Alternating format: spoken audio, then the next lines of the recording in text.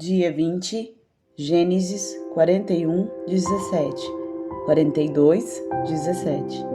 Então o faraó contou o sonho a José. Em meu sonho, eu estava em pé na margem do rio Nilo e vi 7 vacas gordas e saudáveis saírem do rio e começarem a pastar no meio dos juncos. Em seguida, vi saírem do rio 7 vacas feias e magras que pareciam doentes. Nunca vi animais tão horríveis em toda a terra do Egito. Essas vacas feias e magras comeram as 7 vacas gordas. Contudo, não parecia que haviam acabado de comer as outras vacas, pois continuavam tão magras e feias quanto antes. Então acordei. Em meu sonho também vi 7 espigas de trigo, cheias e boas, que cresciam em um só talo. Em seguida apareceram outras 7 espigas, mas elas eram murchas, miúdas e ressequidas pelo vento do leste. As espigas miúdas engoliram as 7 espigas saudáveis. Contei os sonhos aos magos, mas ninguém foi capaz de dizer o que significam. José respondeu: os 2 sonhos do faraó significam a mesma coisa. Deus está dizendo ao faraó de antemão o que ele vai fazer. As 7 vacas saudáveis e as 7 espigas de trigo cheias representam 7 anos de prosperidade. As 7 vacas feias e magras e as 7 espigas miúdas e ressequidas pelo vento do leste representam 7 anos de fome. Acontecerá exatamente como eu descrevi, pois Deus revelou ao faraó de antemão o que ele vai fazer. Os próximos 7 anos serão um período de grande prosperidade em toda a terra do Egito. Depois, haverá 7 anos de fome tão grande que toda essa prosperidade será esquecida no Egito, pois a fome destruirá a terra. A escassez de alimento será tão terrível que apagará até a lembrança dos anos de fartura.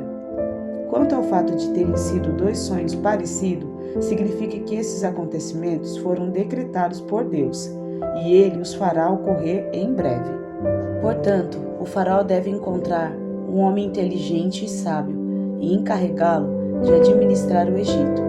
O faraó também deve nomear supervisores sobre a terra para que recolham 1/5 de todas as colheitas durante os 7 anos de fartura. Encarregue-os de juntar todo o alimento produzido nos anos bons que virão e levá-lo para os armazéns do faraó. Mande-os estocar e guardar os cereais, para que haja mantimento nas cidades. Desse modo, quando os 7 anos de fome vierem sobre a terra do Egito, haverá comida suficiente. Assim, a fome não destruirá a terra. O faraó e seus oficiais gostaram das sugestões de José. Por isso, o faraó perguntou aos oficiais: será que encontraremos alguém como este homem? Sem dúvida, há nele o Espírito de Deus.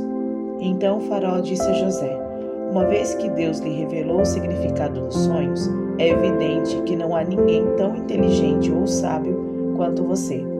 Ficará encarregado de minha corte, e todo o meu povo obedecerá às suas ordens. Apenas eu, que ocupo o trono, terei uma posição superior à sua.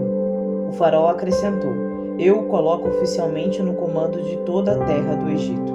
Então, o faraó tirou do dedo o seu anel com o selo real e o pôs no dedo de José. Mandou vesti-lo com roupas de linho fino e pôs uma corrente de ouro em seu pescoço. Também o fez andar na carruagem reservada para quem era o segundo no poder. E por onde José passava, gritava-se a ordem: ajoelhem-se! Assim, o faraó colocou José no comando de todo o Egito. E lhe disse: eu sou o faraó, mas ninguém levantará a mão ou o pé em toda a terra do Egito sem a sua permissão. O faraó deu a José um nome egípcio, Zafenate-Paneia. Também lhe deu uma mulher que se chamava Asenate. Ela era filha de Potífera, sacerdote de On. Assim José recebeu autoridade sobre todo o Egito. Tinha 30 anos quando começou a servir na corte do faraó, o rei do Egito. Depois de sair da presença do faraó, José foi inspecionar toda a terra do Egito. Como previsto, durante 7 anos, a terra produziu fartas colheitas. Ao longo desse tempo, José juntou todas as colheitas do Egito e armazenou nas cidades os cereais produzidos, nos campos ao redor. armazenou uma quantidade imensa de cereais, como a areia do mar. Por fim, parou de manter registros, pois havia demais para medir. Durante esse tempo, antes do primeiro ano de fome, José e sua mulher, Asenate, filha de Potífera, sacerdote de On, tiveram 2 filhos. José chamou o filho mais velho de Manassés, pois disse: Deus me fez esquecer todas as minhas dificuldades e toda a família de meu pai. José chamou o segundo filho de Efraim, pois disse: Deus me fez prosperar na terra da minha aflição. Por fim, terminaram 7 anos de colheitas fartas em toda a terra do Egito, e começaram 7 anos de fome, como José havia previsto. A fome também afetou as regiões vizinhas, mas havia alimento de sobra em todo o Egito.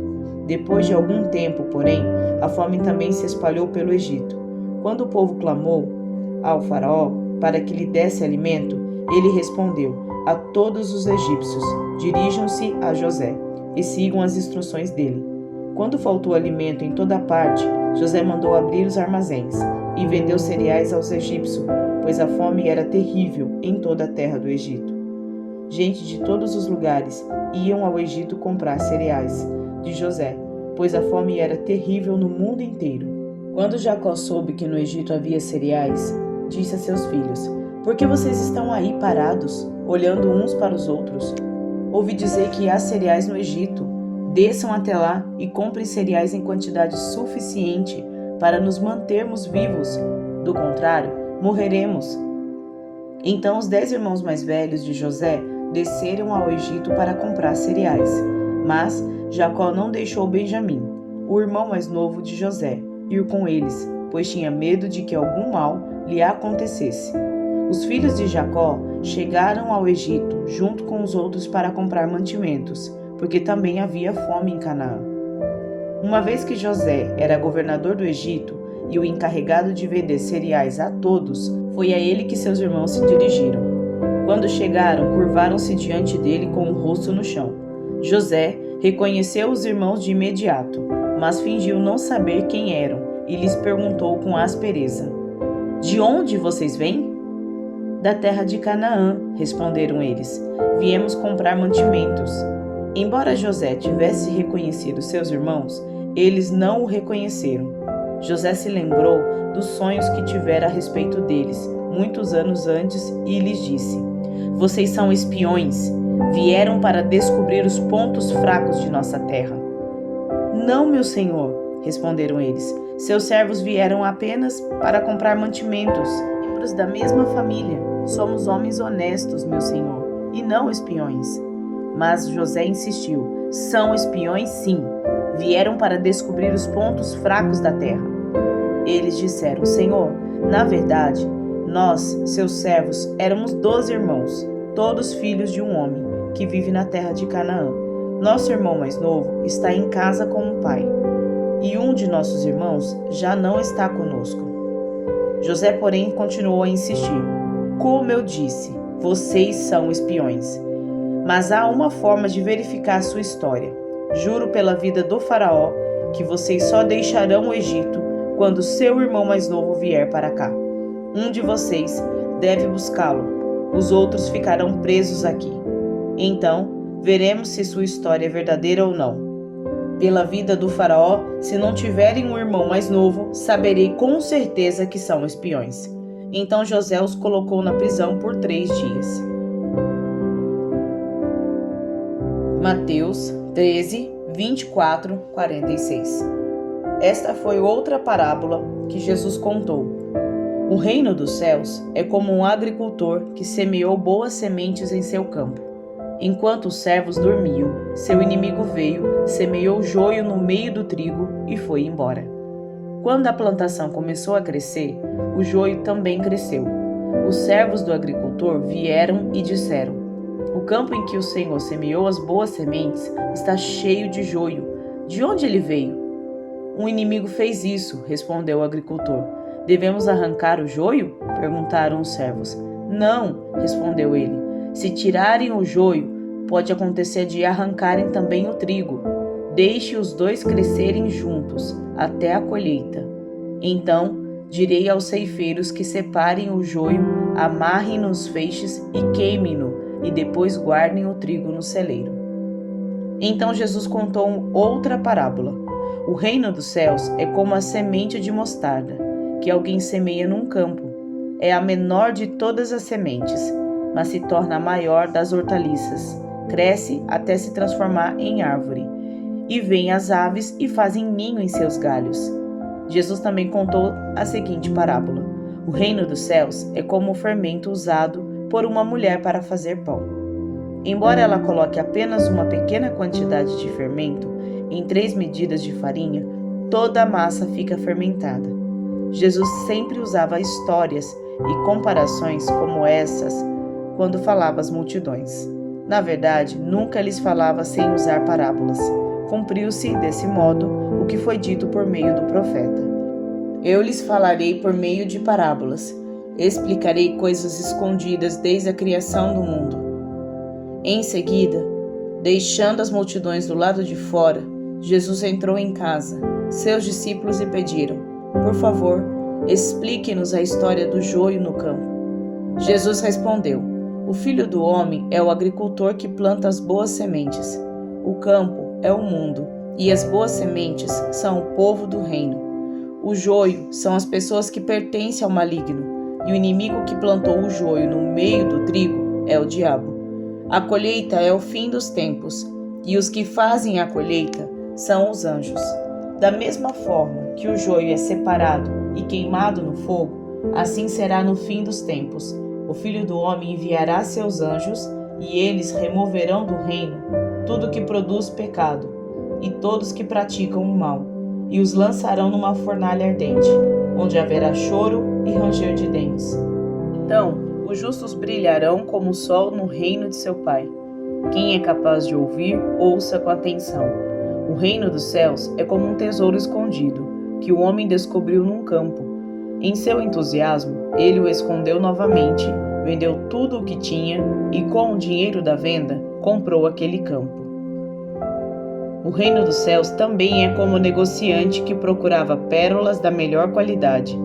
Quando descobriu uma pérola de grande valor, vendeu tudo o que tinha e, com o dinheiro da venda, comprou a tal pérola. Salmos 18, 1, 15.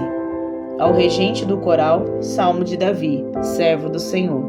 Ele entoou este cântico ao Senhor no dia em que o Senhor o livrou de todos os seus inimigos e de Saul. Cantou: Eu te amo, Senhor, tu és minha força. O Senhor é minha rocha, minha fortaleza e meu libertador. Meu Deus é meu rochedo, em quem encontro proteção. Ele é meu escudo, o poder que me salva e meu lugar seguro. Clamei ao Senhor, que é digno de louvor, e ele me livrou de meus inimigos. Os laços da morte me cercaram, torrentes de destruição caíram sobre mim. A sepultura me envolveu em seus laços. A morte pôs uma armadilha em meu caminho. Em minha aflição, clamei ao Senhor. Sim, pedi socorro a meu Deus. De seu santuário, ele me ouviu. Meu clamor chegou aos seus ouvidos. A terra se abalou e estremeceu. Tremeram os fundamentos dos montes. Agitaram-se por causa da sua ira.